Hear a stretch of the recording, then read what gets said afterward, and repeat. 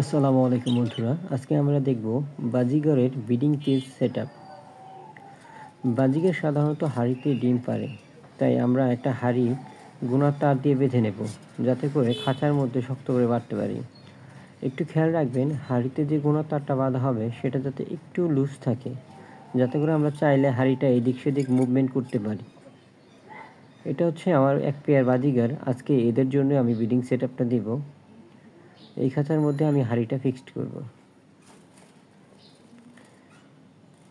হাঁড়িটা আমি এক কর্নারে সেট করব। সাধারণত কর্নারে সেট করেই ভালো, যাতে করে নড়াচড়া খুব কম করে।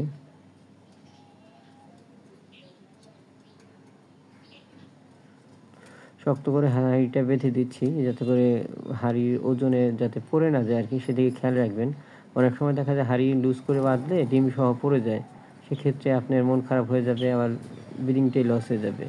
তো হাঁড়িটা এমনভাবে লাগাবেন যাতে করে হাঁড়ি থেকে পাখি খুব সহজে লাঠির থেকে হাঁড়িতে ঢুকতে পারে। এই যে দেখেন, আমি খুব গ্যাপ বেশি রাখি নাই, একদম কাছাকাছি দিয়ে দিচ্ছি, এবং হাঁড়ির যে মুখটা সেটা লাঠি বরাবর রাখবেন, যাতে করে বাজি পাখি খুব সুন্দরভাবে যেতে পারে। আরেকটা জিনিস খেয়াল রাখবেন, হাঁড়ির যে মুখ সেটা কিন্তু খাঁচার বরাবর রাখবেন না, কারণ আপনার বাইরে থেকে সরাসরি দেখতে পেলে মাঝে মাঝে পাখি ভয় পেয়ে যায়। তো চেষ্টা করবেন ওইটা একটু ঘুরিয়ে দেওয়ার জন্য, যাতে করে পাখি ওইখানে ইজিলি যাতায়াত করতে পারে, সেদিকে একটু মাথায় রাখবেন।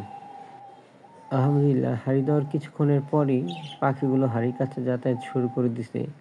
আল্লাহ চাহে তো ওরা খুব দ্রুত হাঁড়ির ভিতরে প্রবেশ করবে, এবং আল্লাহ চাইলে খুব দ্রুত ব্রিড করবে। তো বন্ধুরা, সাথেই থাকবেন এরকম ভিডিও পেতে। তো সবাই দোয়া করবেন যাতে পাখিগুলো সুস্থ সুন্দরভাবে সফল ব্রিড করতে পারে। তো আপনারা যারা পাখির ব্রিডিং কেজ সেট আপ করবেন, তারাও এভাবেই সেট আপ করবেন। আশা করি আপনারাও খুব ভালো রেজাল্ট পাবেন। ধন্যবাদ। আসসালামু আলাইকুম। আল্লাহ হাফেজ।